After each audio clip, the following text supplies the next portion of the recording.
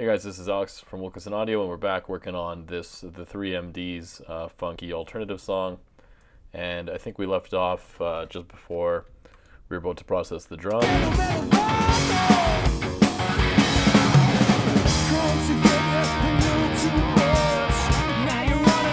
And frequency-wise, off the bat, the drum's already sitting fairly nicely, so it shouldn't be too difficult to work with. Let's just see kind of what we're working with here. We're going to solo some of the tracks.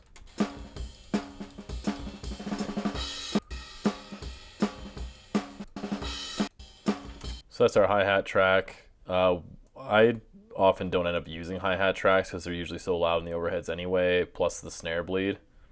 So I probably won't end up using that. The only time I'll use it is if I need to kind of pan the hi-hat off to the side a bit, just to kind of place it in the stereo image. But or if it's too quiet, but that rarely happens. 90% of the time you end up with the hi-hat too loud rather than too quiet, so I'm not sure why miking it is a standard. I've almost never used the hi-hat mics. Let's listen to these kick mics.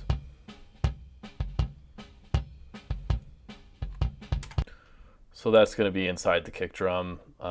You can hear it's got some transient and some click attack and not much bleed. So that one's definitely inside the kick drum.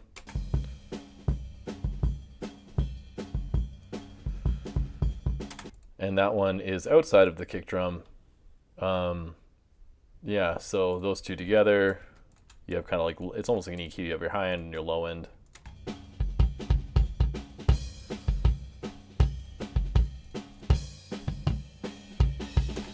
And those could also be aligned as well because they're not totally in phase. You don't always want everything to be totally in phase. Sometimes it can add interesting characters to have things not be completely in phase. But in this case, we might want to do some alignment on those.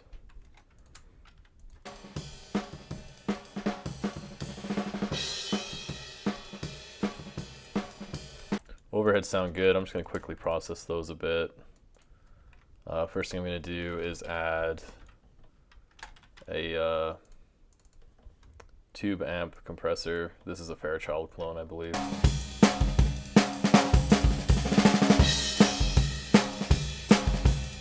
Just grab about a dB off just to kind of level out the overheads a little bit, and then do some EQ. I usually do EQ before compression, but if you do a lot of EQ, you'll have to change your threshold to make sure you're still, because if you take too much energy out, it won't trigger the threshold. So you have to check your threshold if you do EQ before your compressors.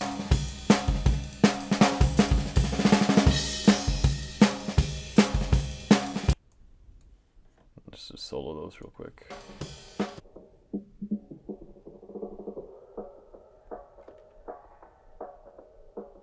It's a little bit of mud there. I just want to dial out.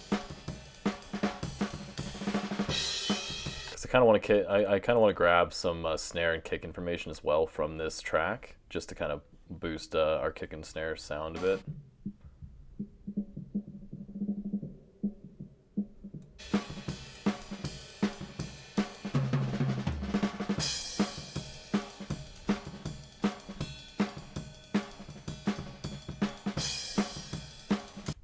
Just to add some excitement. Okay, and that's pretty much, I think, all I'll really be doing for the overhead processing.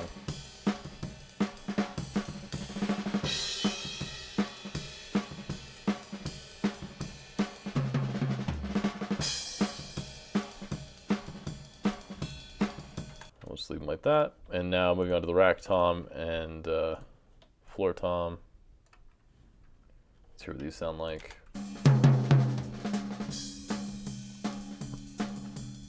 You can hear that there's a consistent resonance going on here.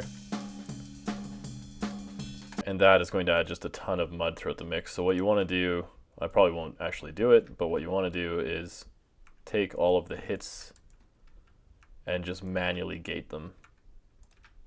And you want to actually listen to it and make sure you're doing this right, but you're just going to do something like that so that it cuts out the bleed. You probably want to fade them out, because otherwise you'll just have way too much bleed in there from your tom tracks. So I'll just mute those for now. Let's listen to the snare bottom.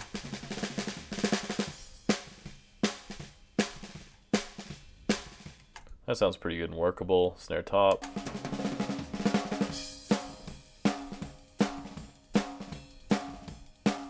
a fair amount of bleed in that, but it sounds workable. And the second snare top mic here.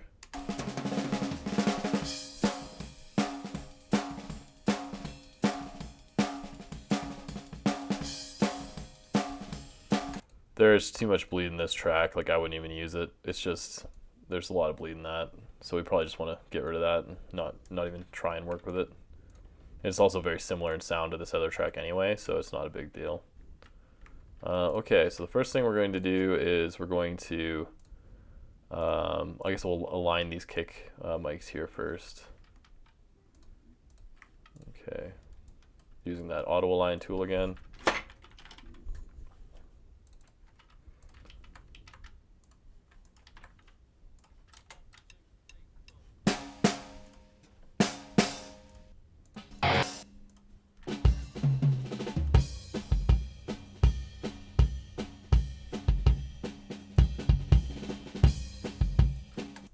And then we'll go apply track effects to items as new take, mono output for both of those. And then we'll remove the effects.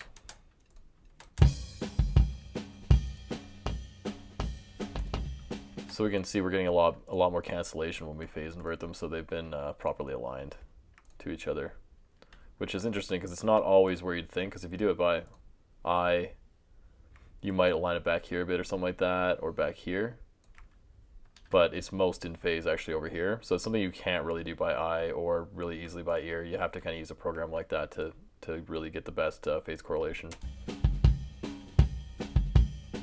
All right, so let's put these in a bus and let's process these here. So do virtual mix rack, and we'll do some EQ here. Some compression.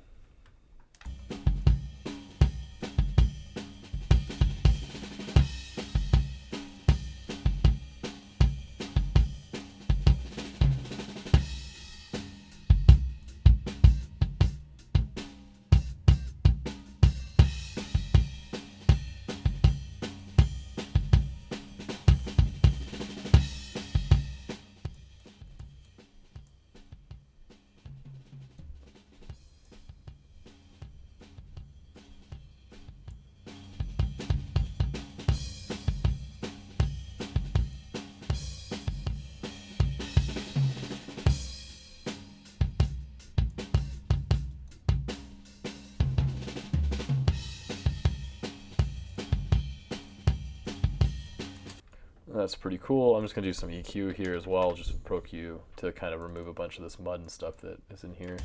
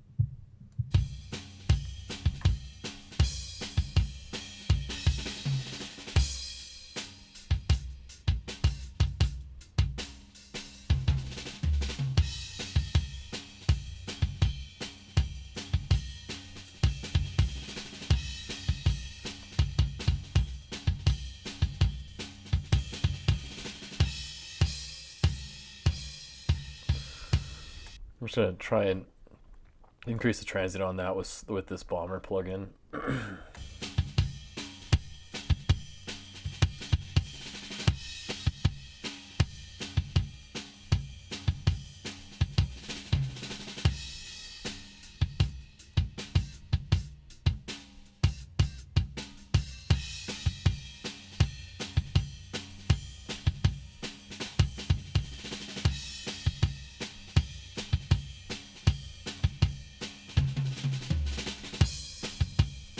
So that's not bad. You could also sample replace this if you wanted.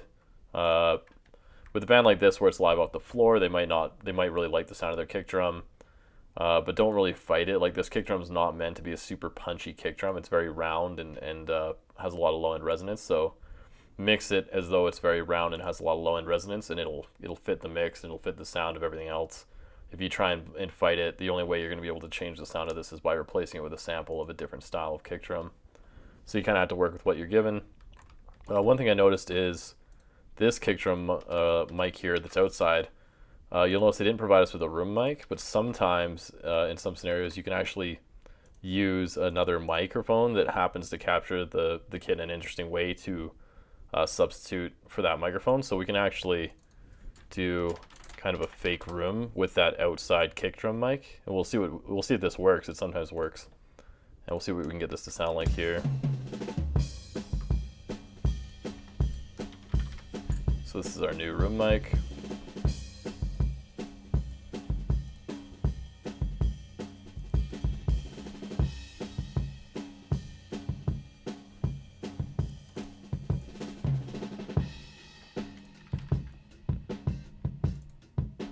We'll just try and give it some kind of character.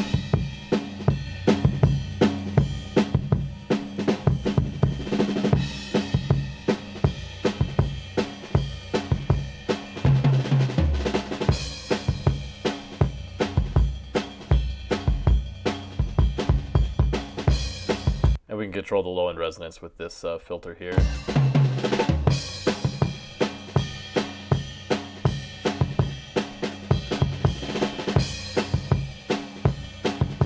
So if we want a large resonant kick drum, we can move this way down.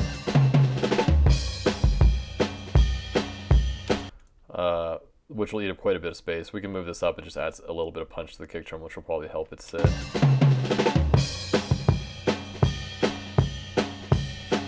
So I'll probably just leave it there for now.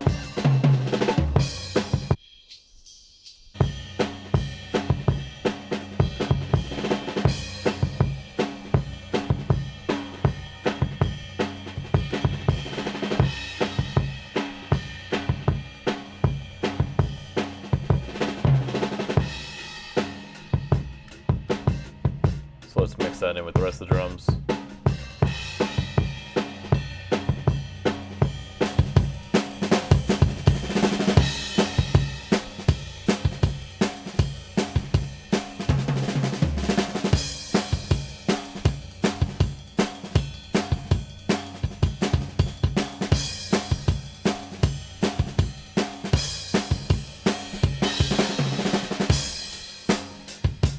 So let's see what we can do with the snare drum here.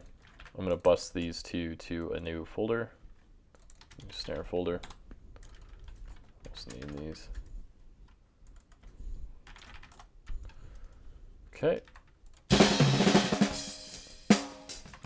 See, with this we might want more of the bottom mic, even though it sound like, you know, you might want to go with a very snary sound to this because this mic just has so much less bleed. So you might just want to try and use the bottom a little bit heavier than you normally would just to get rid of some of the bleed, because this is going to be a problem. Realistically, with this amount of bleed, I would probably replace this snare drum. It'd be kind of challenging because there's a lot of like drum rolls and stuff that you'd have to concentrate on in this, and it'd be pretty grueling to do it, but it would definitely be worth it because there's just a lot of bleed in this. Let's see what we can get away with here, just processing it normally.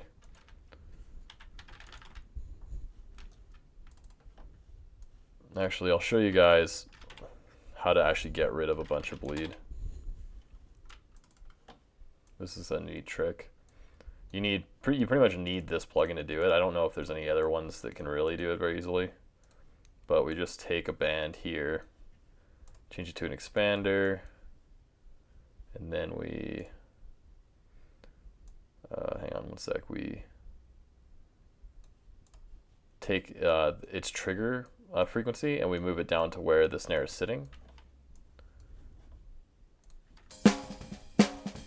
Let's addition the sidechain here.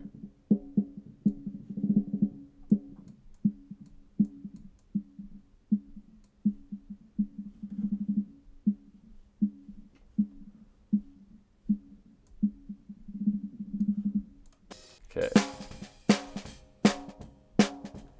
That's how you get rid of a lot of bleed.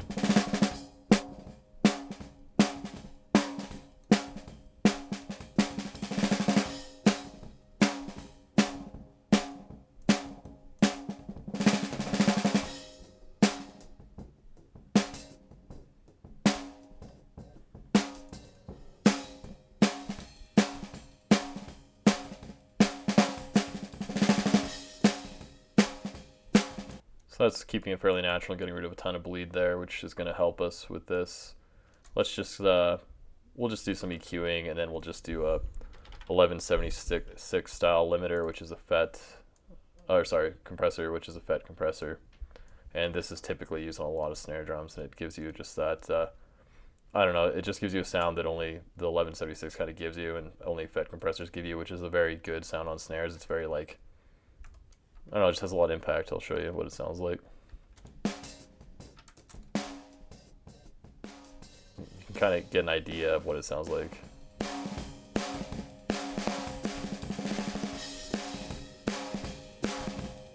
And you'll hear that snare sound on a lot of stuff. This is obviously overcooked, but that's, you know, that's what I'm talking about, that sound.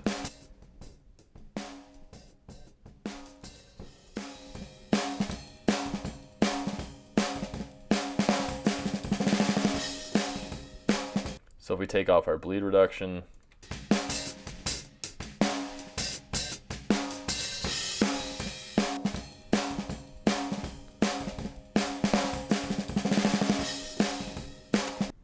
so obviously that's making it, that's very helpful for us for being able to mix this snare. Let's just do some EQing.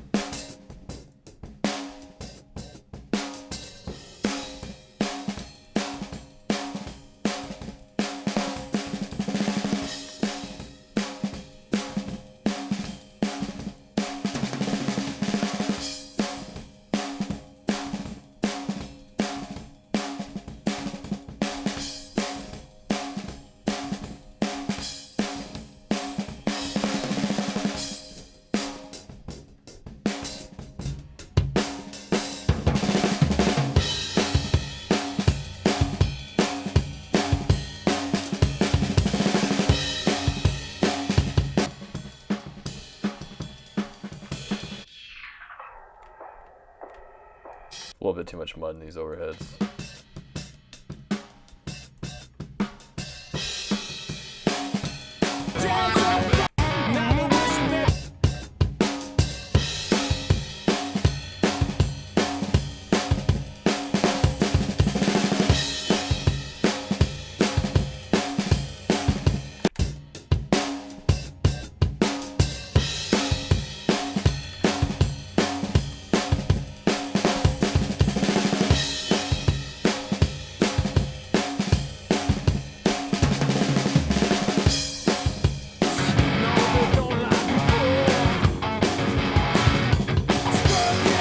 So one more thing we're going to do with our drums is we're going to do our parallel bus for our drums, and we're going to send our drums to the parallel bus, and then we're just going to compress them on this bus here.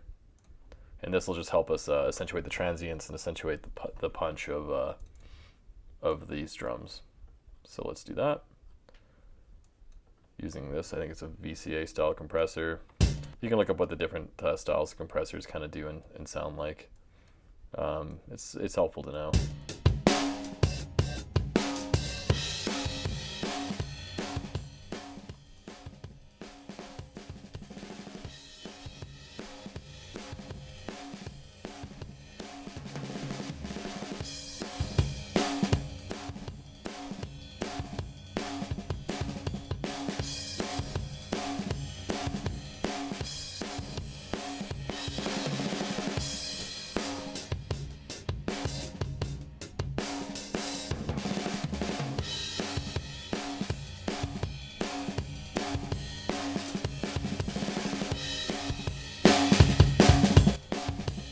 We're also going to add the bomber.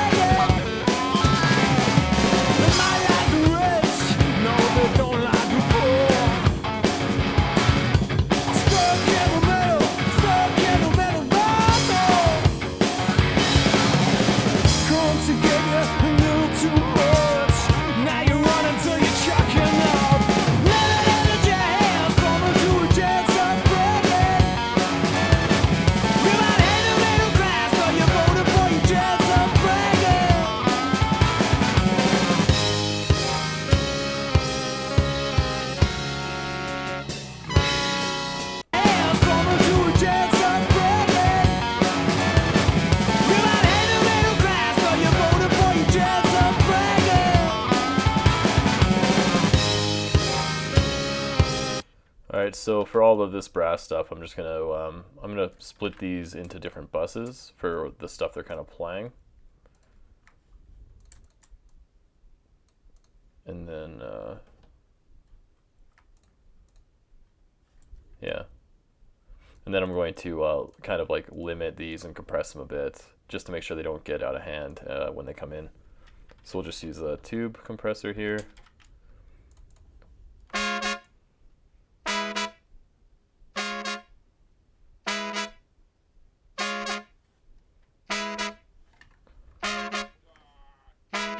It's awesome, you can hear some guy yelling something.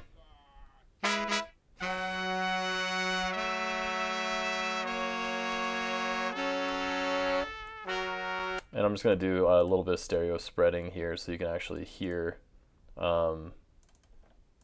where you can actually hear the difference between them a little bit. So we'll just do like 45 for one, 35 for the other, and then 55. It's always good to keep your panning stuff in mind and kind of pan every instrument to its own space. Speaking of which, we have the guitars at 50, pan 50 left. Normally, sometimes it helps to pan your overheads. If you have like hard pan guitars, pan the overheads in a bit and it'll make your guitar sound wider and it'll make everything a little clearer. Like pan the overheads like 90-90 instead of 100-100. Yeah, so...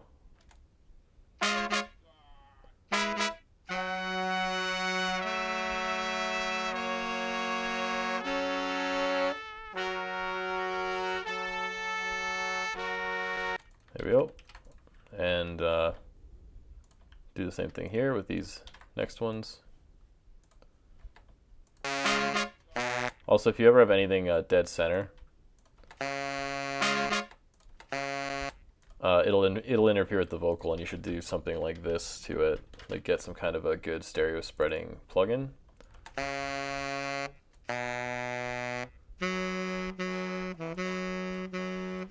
I'll show you actually. So you can hear they're both centered here.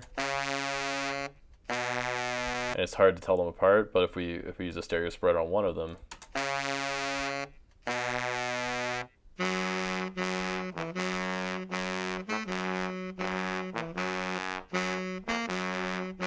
it makes it much easier to kind of hear what's going on with both of them and add some detail, so keep that in mind when you're panning as well. For this project, it's not really necessary to do that because we don't really have anything in the center anyway. due to how all this stuff ended up being panned. So 35, let's do 35, 55, and 75.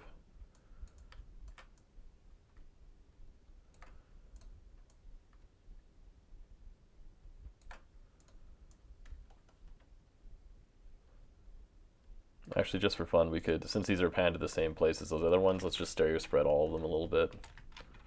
And we'll have a nice sounding spread of everything. It'll sound pretty big and cool.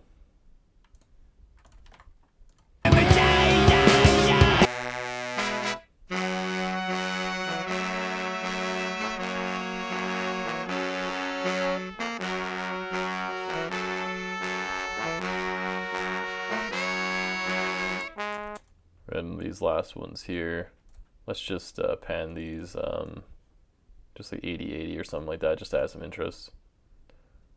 So when these come in, it gets a little bit wider, and then we have one horn on the other side, just to make it kind of cool and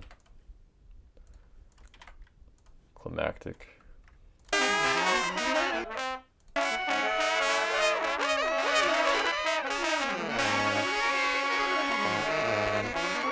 Then we're going to add another folder for all these, and we're going to add this tube compressor again and just kind of compress them all.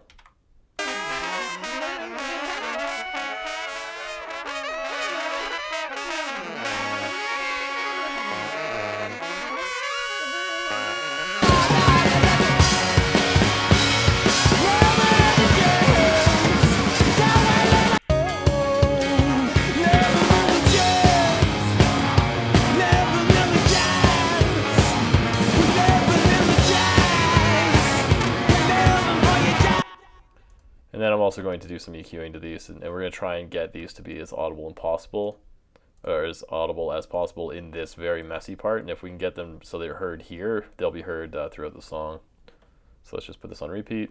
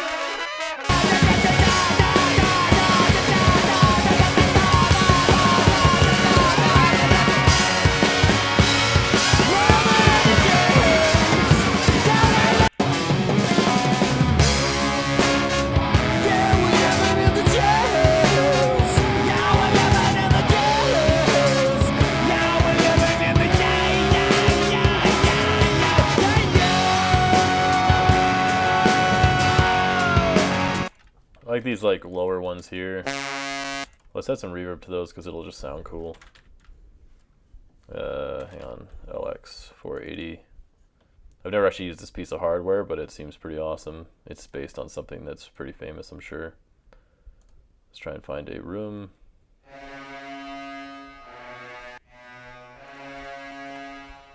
Load. Large wood room, that sounds cool.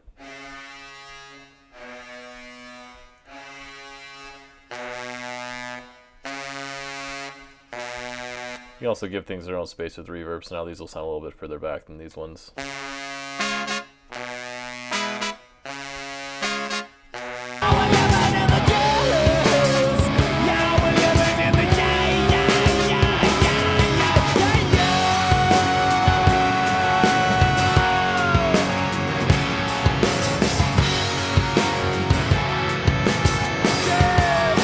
Actually, I like that reverb, so let's use that, and we'll make a reverb bus here. Paste that in there, and then we'll just call this reverb, our global reverb. And let's send, we'll send a few things to it. We'll send our snare drum to it. because the snare drum really defines the space you're in, and we'll also send our fake room to it as well. And let's listen to that.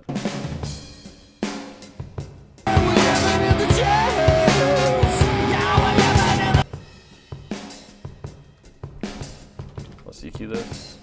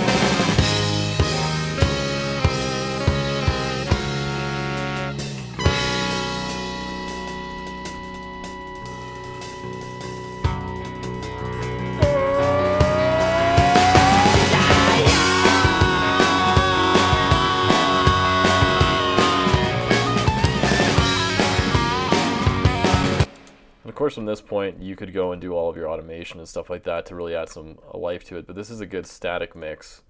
You can kind of hear everything. Everything sounds pretty full, for like a 2-hour mix or whatever it is. But you could just go from here and accent certain parts and turn things up, like the guitar.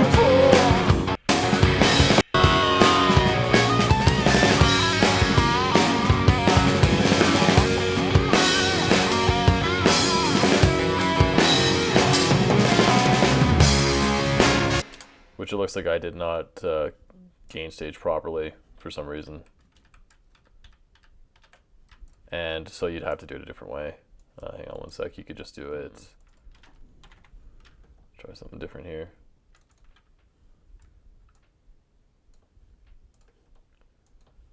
Okay, there we go.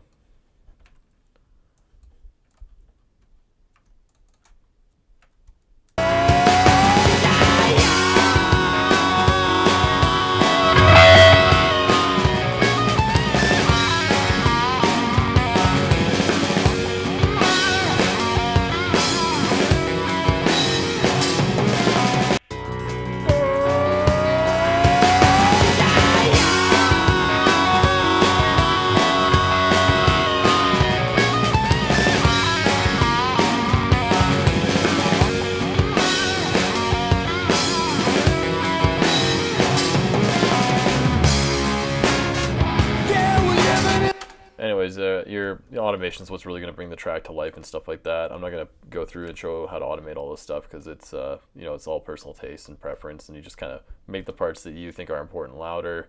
It kind of helps sometimes to turn up everything at the choruses too, just to have things come in with like impact. Yeah, so other than that, I didn't mix these like backup vocals, and I didn't mix the tom drums. But they're fairly straightforward how you would do that, especially when you're just cutting it out and not using the bleed between the toms at all. You just want to get some transient out of them and stuff, so they just kind of poke through in the your drum mix, and it adds some accenting to them.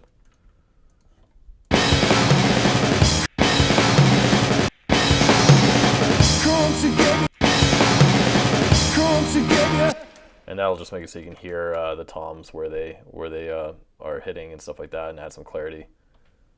Besides that, I think I've covered pretty much everything for this mix. In the next video, I'll quickly master it, and then we'll just call it done, even though it's technically not done. But close enough, and I think people have probably learned some cool stuff by now, so good time to end the video, and I'll see you in the next one for mastering this track. Cool, thanks for watching.